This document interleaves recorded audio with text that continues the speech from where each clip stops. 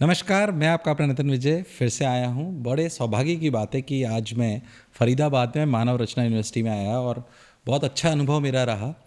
मैं जिस सेक्टर से आता हूँ, आप सब लोग जो मुझे जानते होंगे, मैं साइंस बेस्ड कॉम्पिटिटिव एग्जामिनेशन की हम लोग तैयारी कराते हैं। पर आज ऐसी जगह है जहाँ पे यूनिवर्सिटीज़ हैं, मल्टीपल स्कूल्स हैं और जो मेरे साथ बैठे हुए हैं वो शायद परिचय के मोहताज तो नहीं, मैं उन्हीं के स्टूडियो में बैठा हुआ हूँ। मुझे चालू करने के लिए बोला गया, इसलिए मैं बोल रहा हूँ।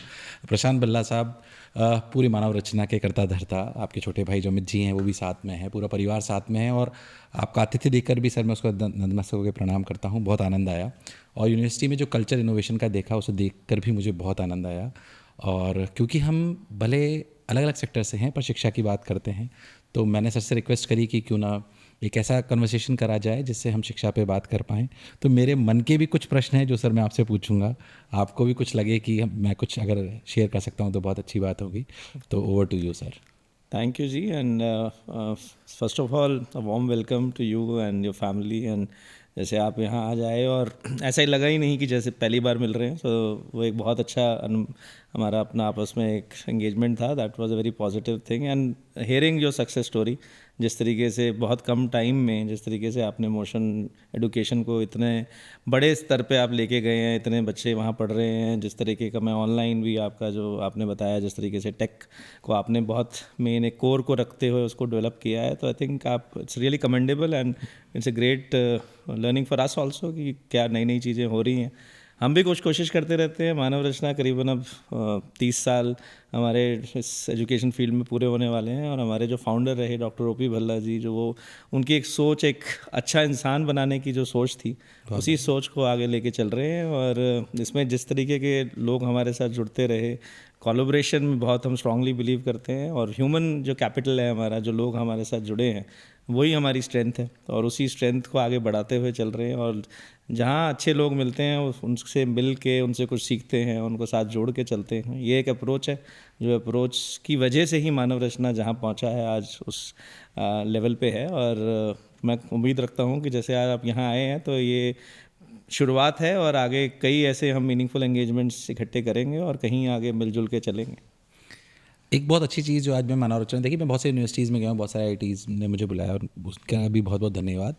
एक बहुत अच्छी चीज़ जो मुझे लगी सर, मैं उसके बारे में ज़रूर जानना चाहूँगा। स्पोर्ट्स साइंस का मैंने आज एक पूरा वो देखा, that is eye opener to me, that is my first experience today itself.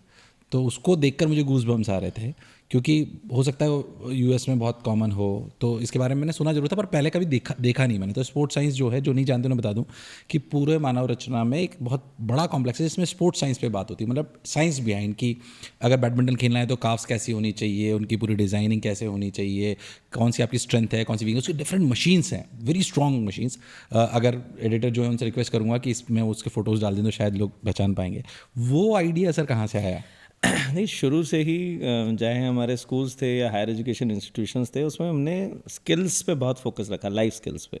उसमें performing arts, sports, career development, ये हमेशा फोकस में रहा।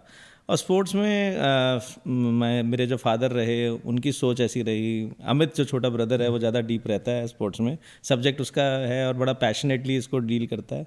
तो जितनी फेडरेशंस हैं कंट्री में, स्पेशली चाहे आप कुछ ऐसे स्पोर्ट्स की बात करें, शूटिंग है, बैडमिंटन है, क्रिकेट है, कई ऐसे स्पोर्ट्स हैं स्पेसिफिकली जिसमें हमारे बच्चों ने बहुत अच्छा किया। इवन ओलंपिक्स में भी वो गए और ओलंपिक्स में मेडल्स भी लेके आए। तो हमारे कई ऐसे अच्छे एलुमनाई हैं, जैसे गगन नारंग आज जो वाइस प्रेसिडेंट हैं इंडियन ओलंपिक एसोसिएशन के, he is one of our alumni. So ये कई ऐसे स्पोर्ट्स हैं जिसको बड़ा अच्छा हाई क्वालिटी ट्रेनिंग और जो आपने जो सेंटर की बात करी उसके सपोर्ट से लेते हुए हमने इसको बिल्ड किया है अपने इकोसिस्टम में। बल्कि इसी की वजह से मेरे ख्याल से हम पहले इंस्टीट्यूशन थे, पहली यूनिवर्सिटी थे जिसको खेल प्रोत्साहन पुरस्कार मिला ऑनरेबल प्रेसिडेंट द्वारा। तो वो भी अपने में एक रिकॉग्निशन थी। और बाकी रिकॉग्निशन तो हमारे आउटकम पे आती है। जैसे हमारे जो बच्चे हैं जब वो अच्छा करते हैं नेशनल इंटरनेशनल लेवल पे, I think that is the best part of this what we have been able to do.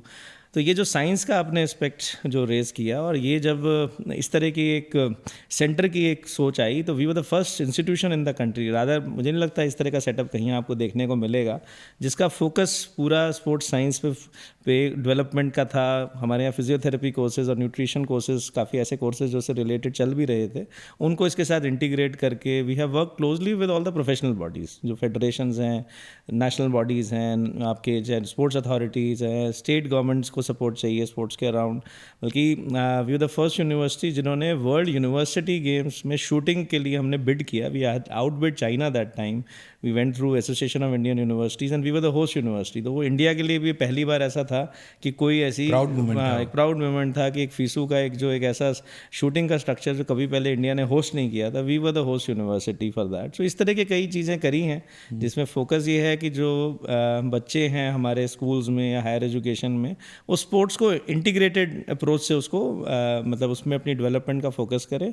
Academy structure हमारा अपना बहुत स्ट्रॉन्ग इवॉल्व है। स्कूल्स में जो एकेडमीज़ हैं वो सुबह भी बच्चे अलग उस फैसिलिटी को यूज़ करते हैं, एक्सटेंडेड आवर्स में यूज़ करते हैं। तो कई ऐसी चीज़ें हमने अपने पूरे इंस्टीट्यूशनल स्ट्रक्चर में बनाई है कि जिसमें कि जो हमारी फैसिलिटी है उसका मैक्सिमम यूटिलाइजेशन भी हो और कम्युनिटी डेवलपमेंट के भी काम आए। तो मेरे कुछ प्रश्न हैं, फिर शायद हो सकता है आपके होंगे। तो मैं, क्योंकि जब भी मैं किसी एजुकेशन से मिलता हूँ, आपसे मिलकर मुझे बहुत अच्छा लगा, इसलिए नहीं कि मेरे को इस पे बोलना चाहिए इसलिए, but you have a very clear thought कि क्या करना है, क्या नहीं करना है, क्या काम करेगा, क्या नहीं करेगा।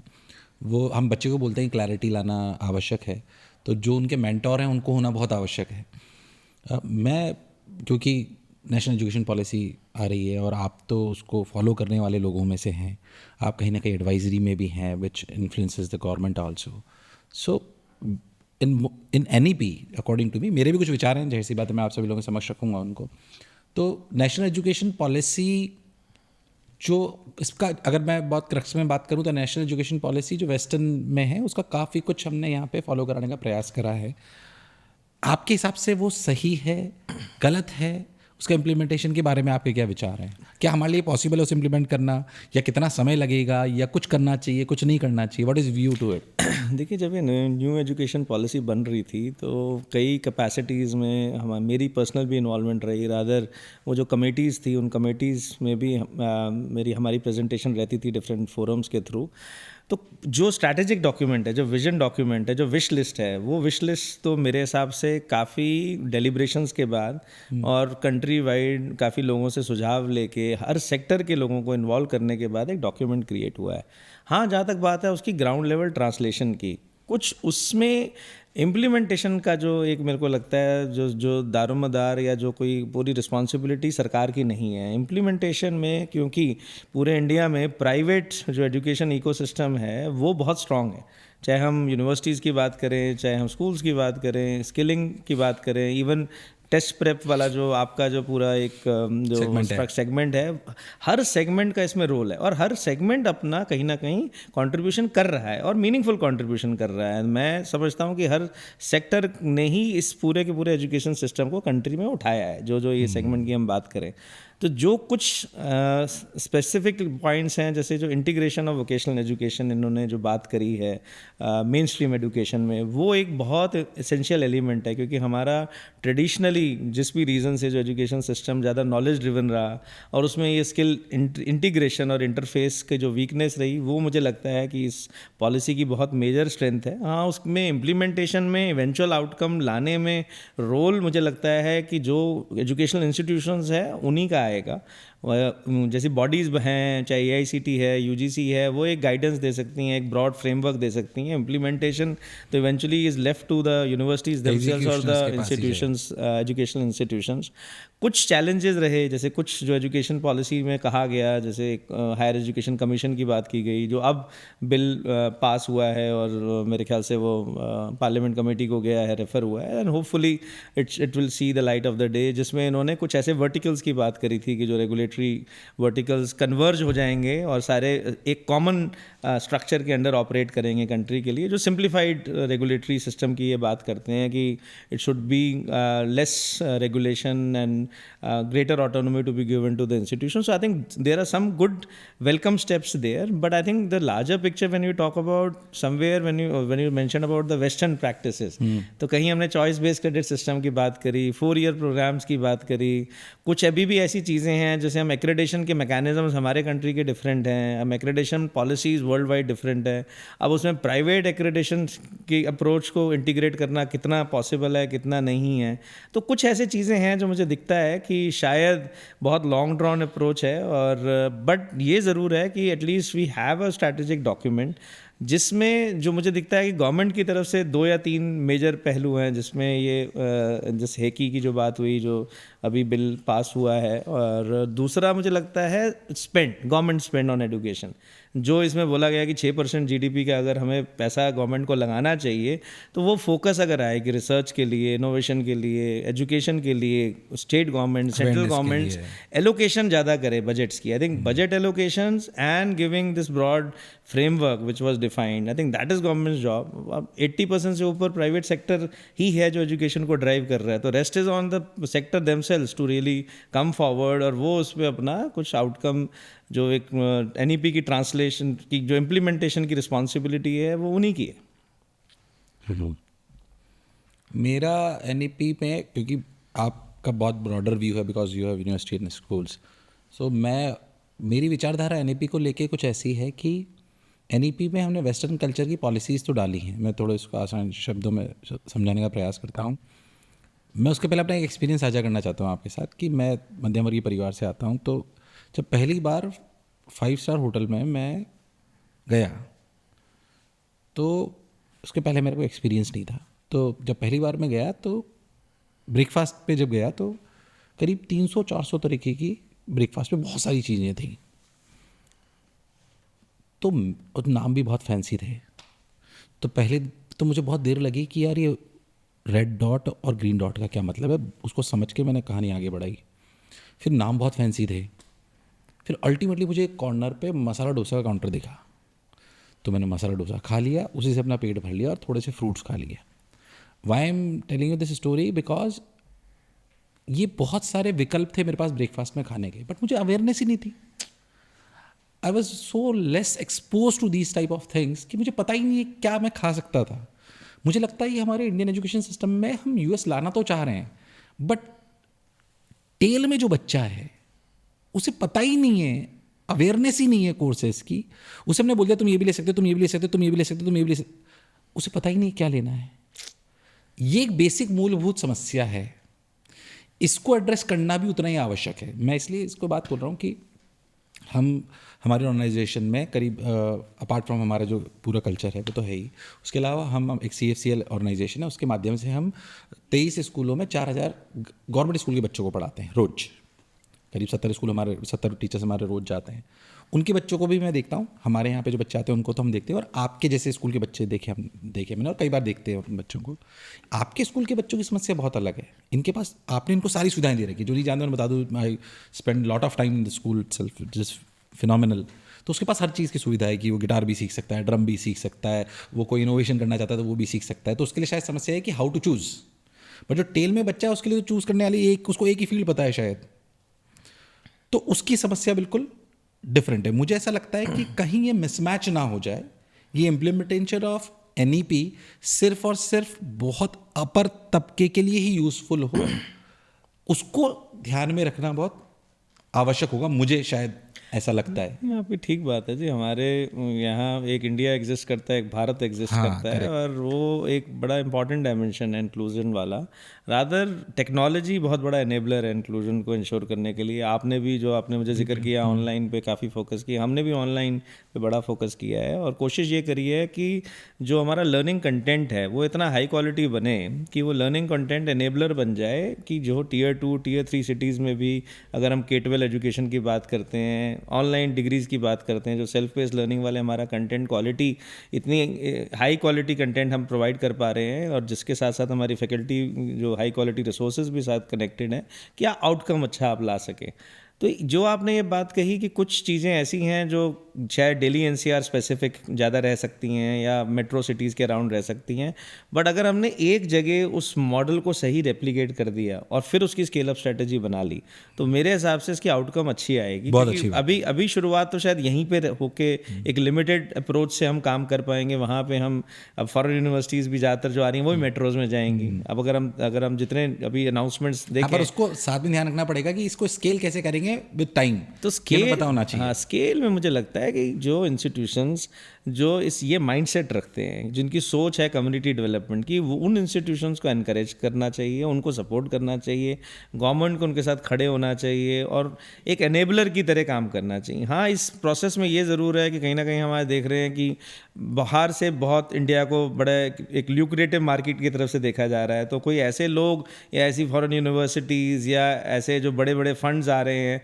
जो एजुकेशन में इन्वेस्टमेंट और वो एक कमर्शियल अप्रोच को शायद पहले रख रहे हैं, तो इस सेक्टर में since it is a social sector, जो लोग इसमें कामयाब हुए हैं या कामयाब होंगे वो वही होंगे जो पहले सोसाइटी या कम्युनिटी का भला सोचें, और उसके बाद बाकी आप एक मॉडल तो सभी के डेवलप हो जाते हैं, लेकिन इंक्लूसिवनेस लाने के लिए स्कॉलरशिप मॉडल्स, और जैसे आपने बताया आप गवर्नमेंट स्कूल्स में अपने टीचर्स को दे रहे हैं, उसी तरीके से हमारी अप्रोच है। हमने कई गवर्नमेंट स्कूल्स अडॉप्ट कर रखे हैं, हमारे अपने स्कूल्स उसके हब बने हुए हैं, वो उनको सपोर्ट कर रहे हैं। हमारी फाउंडेशन है जो हमने फादर के नाम बनाई, डॉक्टर अबी भल्ला फाउंडेशन, वो बहुत काम कर रही है गवर्नमेंट स्कूल्स में। पूरे फरीदाबाद डिस्ट्रिक्ट का एक स्ट्रक्चर हमने अलग बनाया था गवर्नमेंट स्कूल्स को सपोर्ट करने का। रादर अब इस साल का मोटो ये लिया है कि हम अपना पूरे हरियाणा की ग्रॉस एनरोलमेंट रेशियो को कैसे इंक्रीज करें, तो ये ओवरऑल एक मोटो लिया है। और उसके ऊपर हाँ, focusing on government schools, because private में तो देखिए दिक्कत नहीं है, प्रॉब्लम गवर्नमेंट की है। जो हमारी स्किलिंग आर्म है उसमें फोकस ही CSR स्पेंड को एजुकेशन और हेल्थ केयर की तरफ अलाइन कराने का है, through setting up multi skill centres across the country. उसके अंदर हम एक प्रोजेक्ट रिलायंस फाउंडेशन के साथ किया है जिसमें हमने 100 फ्यूचर स्किल कोर्सेज उसके डेवलप किए हैं, सारे सेल्फ बेस्ड लर्निंग वाले, जो all over country free universities में इम्प्लीमेंट किए जा रहे हैं। They are all around new technologies and जो आपको आज स्किल सेट जिसकी इंडस्ट्री डिमांड करती है। तो कई ऐसे वर्टिकल्स हैं हमारे जिसका पर्पस इवेंचुअली एम्प्लीफिकेशन ही है, कि जो हमारी एक हाई क्वालिटी अगर एजुकेशन एक लेवल पे जा रही है उसकी एम्प्लीफिकेशन हो, एंड वी इंश्योर कि भी वो इंक्लूसिव एनवायरनमेंट एक हम क्रिएट कर पाएँ, and wherever we can contribute in a humble way, तो we are also trying our bits. मुझे आपसे आज कन्वर्सेशन में एक चीज़ मतलब which I observed, that is my perspective, maybe I am wrong, तो आप उसे करेक्ट करिएगा, कि जब K-12 एजुकेशन की बात आ रही है तो मैं इसे 3 हिस्से में तोड़ना चाहता हूँ। One is K-12 education, one is a preparatory courses, preparation courses जो हम डिलीवर कर रहे होते हैं जब बच्चे प्रिपरेशन करते हैं, और उसके बाद कॉलेजेस की बात। तो क्योंकि आप यूनिवर्सिटीज़ आप करते हैं, स्कूल्स आप करते हैं, हम बीच वाले कोर्सेज को करते हैं, मेरे को जो एक माइंडसेट में शिफ्ट नज़र आया, और ये परसेप्शन से आता है, K-12 एजुकेशन में हर पेरेंट और बच्चे की इच्छा है कि मैं प्राइवेट स्कूल में पढूं, शानदार में पढूं, फिर वो हमारे जैसी प्राइवेट ऑर्गेनाइजेशंस को ज्वाइन करता है, पर इसके जस्ट बाद टॉप में गवर्नमेंट इंस्टीट्यूशंस हैं, टॉप IITs, टॉप एम्स, वो गवर्नमेंट की प्राथमिकता है। तो ये मानसिकता K-12 में जहाँ प्राइवेट को लेके है, यही मानसिकता पेरेंट की जो अपर एजुकेशन है उसमें गवर्नमेंट को लेके है। इसको आप कैसे देखते हो? क्योंकि वो दर्द मुझे शायद कहीं ना कहीं नज़र आया कि जैसा मैं कई बार बोलता भी हूँ कि मेरी बात भी हुई, तो मैं वही बोलना चाहता हूँ कि अगर मैं इंजीनियरिंग से आता हूँ, इसलिए उस बात को वापस रखना चाहता हूँ कि इंजीनियरिंग में IITs हो गई, NITs हो गई, उसके बाद मतलब IITs को टॉप लेवल पर अपन मान ले तो IITs से NITs तक एक स्लांट है, लीनियर है। उसके बाद परसेप्शन है, I am not talking about quality, when I go to universities like yours, तो मैं देखता हूँ यार उनकी क्वालिटी बहुत अच्छी है, बट द परसेप्शन इज एकदम से डिप होता है। वो एक चैलेंज मुझे नज़र आया शायद। नहीं, देखिए ये सेक्टर थोड़ा सा ना स्पेसिफिकली हायर एजुकेशन में हमारी इकलौती कंट्री शायद ऐसी थी जिसमें एफिलिएटिंग सिस्टम था, कि मैक्सिमम इंस्टीट्यूशंस ग्रो करे प्राइवेट स्पेस में, वो हमेशा किसी ना किसी यूनिवर्सिटी के साथ अलाइनमेंट से उनको ग्रो करने का उनको एक पर्पस मिला। जैसे हमने डीम्ड यूनिवर्सिटी स्टेटस का जो स्ट्रक्चर हमारी कंट्री में प्रिवेलेंट था, मणिपाल यूनिवर्सिटी, बिट्स पिलानी और सिम्बॉयसिस, ये जितने पुराने आप जो ओल्ड इंस्टीट्यूशंस हैं वो डीम्ड यूनिवर्सिटी स्ट्रक्चर से ही ग्रो करे।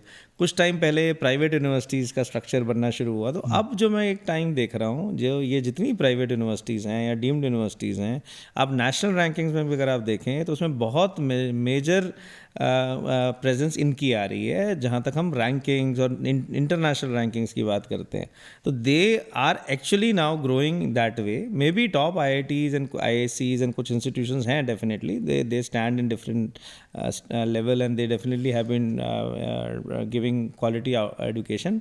बट एक प्रॉब्लम इसके साथ ज़रूर आ रही है कि हम प्राइवेट सेक्टर की कॉस्ट ऑफ एजुकेशन, चलिए आपने एक परसेप्शन की बात करी, लेकिन साथ साथ ये कॉस्ट भी एक चैलेंज आ जाता है, अफोर्डेबिलिटी एक चैलेंज आ जाता है, जिसमें जैसे हमने स्कॉलरशिप्स काफ़ी अनाउंस रखी हुई हैं, मेरिट बेस्ड भी हैं, मेरिट कम मीन्स भी हैं। तो मेरिटोरियस बच्चा और जिस बच्चे को चैलेंज है या सपोर्ट चाहिए, अगर हम उसको कहीं अच्छी तरीके से हैंडल कर लें, क्योंकि गवर्नमेंट में ये बहुत बड़ा एडवांटेज मिलता है बच्चों को। चलिए एक परसेप्शन तो एक है ही है कि गवर्नमेंट से कहीं ना कहीं उनको वो दिखता है, but with time and with these parameters getting defined, national ranking parameters, accreditation agencies, plus आपके इंटरनेशनल पैरामीटर्स, अगर आप अभी देखेंगे तो करीबन 54 यूनिवर्सिटीज़ हैं ऑल ओवर कंट्री, इंस्टीट्यूशंस हैं जो QS में इस बार रैंक हुए हैं, और ये हर साल बढ़े हैं। We are also amongst one of those 54 institutions who are there in QS world rankings. ये चीज़ें पिछले 5-7-10 साल में हमारी अपनी अंडरस्टैंडिंग बड़ी इंस्टीट्यूशंस की, बिकॉज ये परसेप्शन बिल्डिंग भी इसी का सबसेट है, वो ग्लोबल रैंकिंग्स की अंडरस्टैंडिंग भी लोगों में आ रही हैं।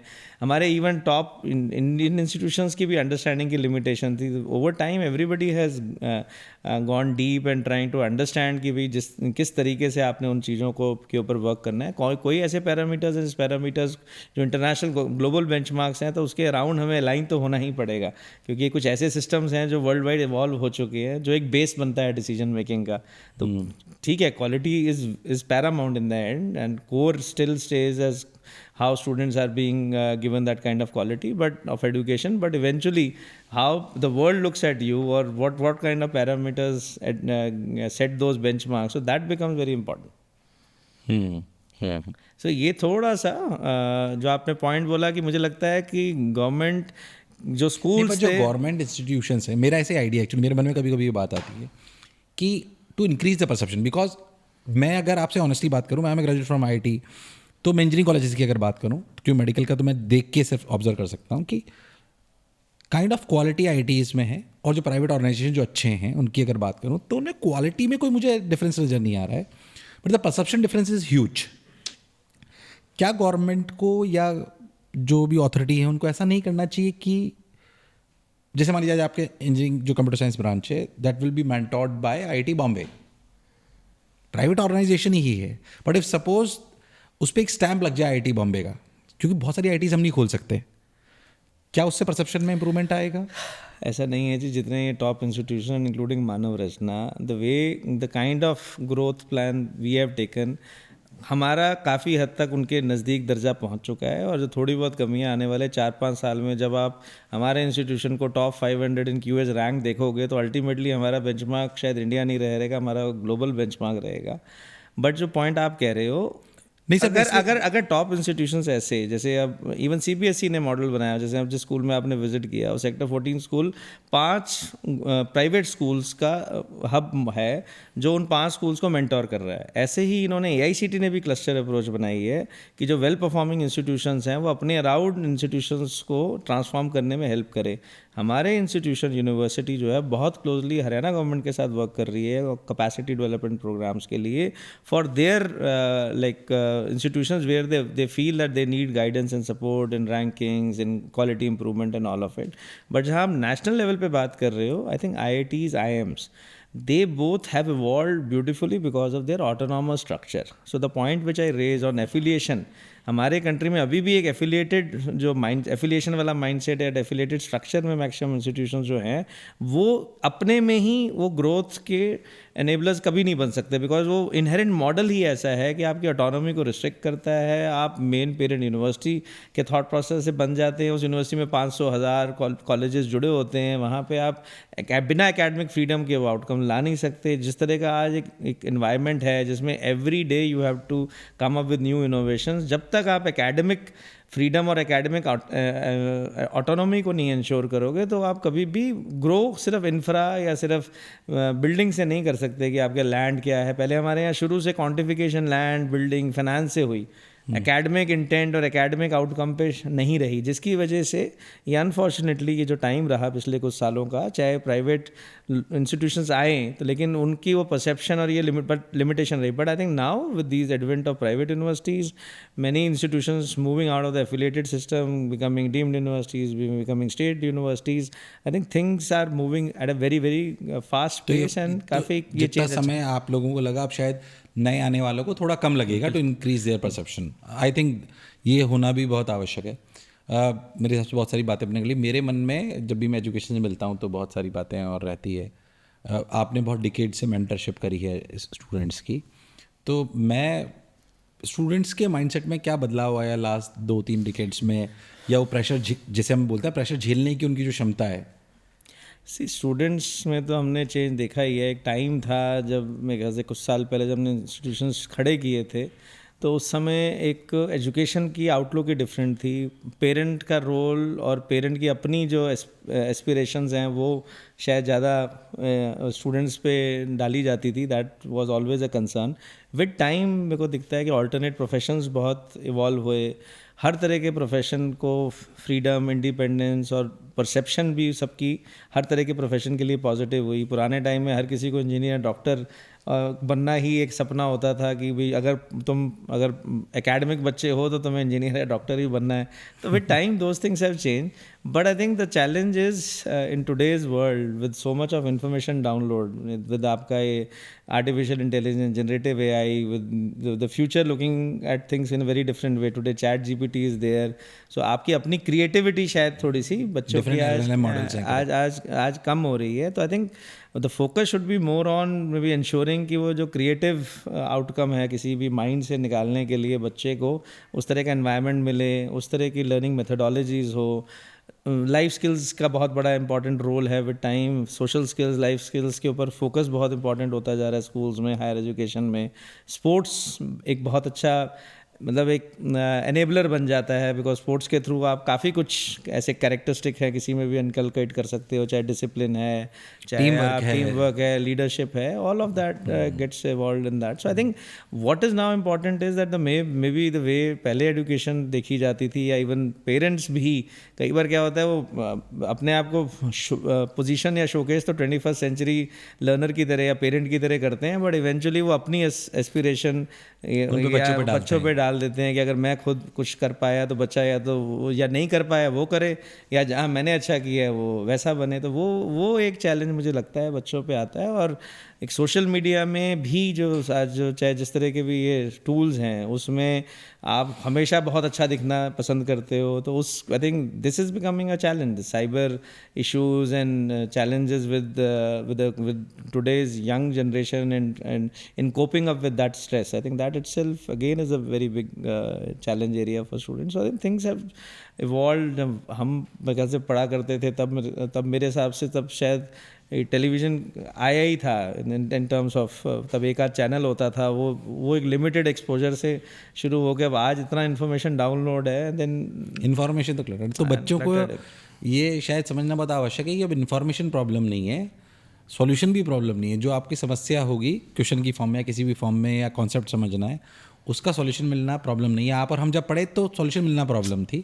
आने वाले समय में मेरा व्यक्तिगत मत है कि आर्टिफिशियल इंटेलिजेंस है, बहुत सारे लार्ज लैंग्वेज मॉडल्स आ रहे हैं, स्मॉल लैंग्वेज मॉडल्स भी आ रहे हैं, और ये बहुत जल्दी फास्ट इवॉल्व हो रहा है. तो बच्चों के लिए अब समस्या सॉल्यूशन नहीं है, समस्या सही सवाल पूछना है. तो अगर आप बहुत ध्यान से देखोगे तो जितने भी लोग मुझे सुन रहे हैं उनसे कहना चाहता हूँ कि अगर आप, मैं तो कह रहा हूँ चैट GPT पे अपने बात करी या किसी भी LLM मॉडल पे बात करी, उस पर आप आधे घंटे बैठिए, आपको आधे घंटे बाद खुद से सवाल पूछने को ही नहीं मिलेंगे. आपको लगेगा क्या पूछूं. So do you have that capability कि आप सवाल सही पूछ सकते हो. That will be the new education in the future. That is what I personally feel. क्योंकि वो सही सवाल पूछना बहुत इंपॉर्टेंट, बच्चे पूछ ही नहीं पाते हैं. सॉल्यूशन आप कोई प्रॉब्लम नहीं है, सॉल्यूशन खूब मिलेंगे. तो वो वैसा है. खैर, मेरा जो एक और इसी को रिलेटेड जो आपसे सवाल तो नहीं होगा, क्योंकि मैं भी कई बार बहुत सारे पेरेंट्स से मिलता हूँ, तो एजुकेशन जिनसे मिलता हूँ, तो आपको क्या लगता है पेरेंट्स को आप क्या बोलना चाहते हैं जो स्पेशली टीनेज के हैं, क्योंकि हम उस पर ज़्यादा बात करते हैं. तो टीनेज के जो पेरेंट्स हैं उनके लिए क्या आपकी एक सलाह रहती है या रहनी चाहिए? देखिए, पेरेंट्स के लिए मुझे लगता है कि आज का जो बच्चा है वो अपने पीयर ग्रुप से बहुत ज़्यादा इन्फ्लुएंस रहता है, तो उसको हमें जो इस तरह की वो स्पेस एक्सपेक्ट करता है, फ्रीडम एक्सपेक्ट करता है, वो देनी चाहिए। बट हाँ, कांस्टेंट चेक और कुछ मेंटोरशिप और कुछ क्वालिटी टाइम अगर हम बच्चे को दें और उसको राइट गाइडेंस दें, तो बच्चा आपकी सुनता भी है। और may be with time, with different age groups you have to change roles. Maybe at certain age levels maybe you can be more of a maybe actual a father or a mother and then move into becoming a friend, कि जो बच्चा उस as पे पहुंच जाए. So I think with different age groups you need to transform yourself with your kid. So कि किस समय तक उसको किस तरीके का mentorship चाहिए. So that I think you need to move. And second, I think the way I have treated my own kids, all three are different. The youngest one, he is in grade 8th and he wants to be a footballer. So उसकी वो aspiration है कि मैं professional footballer बनूँ. तो हर बच्चा अपने में अलग है. So I think that approach of understanding and appreciating that every individual is different, and every individual should be given their own learning path, and there shouldn't be any comparison. And every individual capability should be nurtured, they should be mentored, they should be motivated also, should be kept motivated in that way कि भाई उनको कहीं comparison आते ही siblings में और कहीं अपनी aspiration अगर आप बच्चे पे डाल देते हैं, I think that is something that becomes a big problem. And rest I think peer group driven मैंने देखा है कि आज की डेट में बच्चों के लिए I think वो बहुत important हो जाता है. तो rather they actually are within that kind of group, जिस ग्रुप में वो खुद वो जो कर रहे होते हैं उस तरह का उनका बिहेवियर भी रहता है. तो आई थिंक वो मॉनिटरिंग थोड़ी सी इंपॉर्टेंट रहती है कि वो इम्पॉर्टेंट है. बाकी आई थिंक अगर हम ओपन माइंड से चलें और हर बच्चे को उसकी इंडिविजुअल जो भी उसकी स्ट्रेंथ्स हैं उसको नर्चर करें, तो आई थिंक आज की डेट में भी बच्चे आपके हिसाब से आपके वैल्यूज़ को समझेंगे और आपके हिसाब से चलेंगे. तो maybe you also have to show them the path and you should also be living that way in terms of showing in your actions. तो बच्चे फिर वैसे ही बनेंगे. कहीं ना कहीं हम ये भी करते हैं जो हम खुद नहीं कर रहे, बच्चे से एक्सपेक्ट कर रहे हैं या खुद कर रहे हैं. मतलब सही बात है कि बच्चे को कहते हैं कि आपने ये नहीं करना. हाँ, तो जो हमारे नंबर नहीं आए थे हम सोचते हैं ये पूरे करेगा उनको. तो मेरे हिसाब से कंपैरिजन पे किसी ने बहुत अच्छी बात बोली थी मुझे, आपसे बात करते थे क्योंकि कंपैरिजन शब्द का प्रयोग है. उन्होंने बोला कि comparison can be converted to jealousy and comparison can be converted to inspiration, depends how we compare. So suppose we compare with siblings, suppose we compare पास वाले शर्मा जी का बच्चा, गुप्ता जी का बच्चा, ऑफिस वाले बच्चे. तो if you compare your kid with the kid जिसको वो जानता है या उसके आसपास वो है, so that will convert into jealousy, वो इंस्पिरेशन नहीं आएगी. But if you compare with the right person, मान लीजिए यूएस का कोई बच्चा है जिसने बहुत अच्छा कुछ अचीव कर लिया है, जिसका उससे कोई लेना देना नहीं है, अगर आप उससे कंपेयर करोगे तो इंस्पिरेशन बनेगा. तो मुझे लगा हाँ, this is the right comparison. So comparison with the correct person is most important thing. Do not compare them with near siblings, first cousins, आसपास पड़ोसियों के बच्चों से. उनसे ना करेंगे तो ज़्यादा बेहतर होगा. दूर जिससे कोई लेना देना नहीं है उनसे करेंगे तो इंस्पिरेशन में कन्वर्ट होगा. आपका कोई अगर ऐसी नहीं, मेरे ख्याल से हमने काफ़ी आज डिस्कशंस कर ली एंड कई वेरिएड पॉइंट्स आए हैं. बट आई थिंक मेरे को एक दिखता है कि जो आपने अप्रोच की बात करी कि जो टेस्ट प्रेप या जो आपका ये वाला एक पूरा का पूरा एक सेगमेंट है जो अपनी तरफ से भी अच्छा कर रहा है, उसको थोड़ा मेन स्ट्रीम एजुकेशन में हमें जोड़ना चाहिए. और उसमें कुछ हमारी आज डिस्कशंस हुई, कुछ अप्रोच जो आपने बताया, नहीं आपने बहुत ऐसे कुछ ऐसे मॉडल्स बने कि जिसमें कि हम उसको इंटीग्रेटेड अप्रोच से बच्चे लेके जाएं, स्कूल और उस एजुकेशन के बीच में स्क्वीज ना हो. वो उसका एक दोनों के प्रेशर्स पड़ जाते हैं और दोनों तरफ उनसे एक्सपेक्टेशंस होती हैं. तो कहीं अगर हम थोड़ी इंटीग्रेटेड अप्रोच को और बेटर तरीके से ला सकें तो मेरे को लगता है कि वो ज़्यादा अच्छा होगा. कुछ जो आपने बताया, कुछ एकेडमी. हाँ, बेसिकली हम बहुत सारे ऐसे सोचते हैं कि मेन स्ट्रीम में लाने के लिए गवर्नमेंट के अगर ऑफिशियल्स भी दिख रहे हैं, तो मैं उनको इस मंच के माध्यम से ही बात कहना चाहता हूँ. मैंने आपसे कैबिन में भी बात बोली थी कि कई बार हमें, क्योंकि हमारे सेक्टर के साथ थोड़ा बायसनेस होती है कि हमें वैसे देखा जाता है कि हमारे सेक्टर का बढ़ना मतलब केटोल एजुकेशन का फेलियर. ऐसा है नहीं. बेसिकली हम बच्चों को कॉम्पिटिटिव एग्जामिनेशंस के लिए तैयारी कराते हैं, केटोल से अलग है. उसमें से केटोल एजुकेशन में मान लीजिए 50 बच्चे, तो हो सकता है कुछ 50 में से 15 बच्चे ऐसे हैं जो इंजीनियरिंग मेडिकल की तैयारी करना चाहते हैं, 35 हो सकता है कोई गिटार बजाना चाहता हो, कोई आईएएस बनना चाहता हो, सबकी अपनी अपनी एक्सपर्टीज़ एरिया है। पर वो जो 15 बच्चे हैं, 10 बच्चे हैं जो इंजीनियरिंग मेडिकल में जाना चाहते हैं, वो एक्सपर्ट्स डिजर्व करते हैं। जैसे अगर उन 50 में से कोई बच्चा अच्छा फुटबॉलर, जैसे मैंने आपके यहाँ देखा, आपके यहाँ सारे बच्चे तो फुटबॉलर नहीं बनना चाहेंगे, पर जो बनना चाहते हैं आपने उनके लिए रिसोर्सेज खड़े करे हुए हैं, कोलैबोरेट करके। इटली से मशीन्स आई हुई हैं। So that is a facility which you are providing, we are doing the same. कि अगर स्कूल के साथ जो बच्चे हमारी जैसी तैयारी करना चाहते हैं उसके हम एक्सपर्ट्स हैं, हमें उसको मेन स्ट्रीम में लाना चाहिए। तो कोचिंग का बढ़ना केटोल एजुकेशन का फेलियर नहीं है, इस मानसिकता को शायद थोड़ा हटाने की आवश्यकता है। आप जैसे व्यक्ति अगर हमारा इसमें साथ देंगे और हमें मेन स्ट्रीम में लाने का प्रयास करेंगे तो आई थिंक कि हमारी समस्या दूर होगी। नहीं जी, बिल्कुल। आज आपका आना और इस तरह से हमारा मिलके एक प्लेटफॉर्म पे इकट्ठे बैठना ही अच्छी शुरुआत है, और इसको और आगे बढ़ा के चलेंगे। और मैं धन्यवाद करता हूँ, आप यहाँ टाइम निकाला, इतना आप आए। और कोटा मैं एक बार पहले गया हूँ, बट अब आपसे मिलने के बाद दोबारा मेरा भी मन है कि मैं वहाँ आऊँ। नहीं सर, आपका बहुत बहुत स्वागत है और आपको आना ही है अब। पक्का जी। और thanks for being here and it was really great interacting with you. Thank you. Thank you everyone.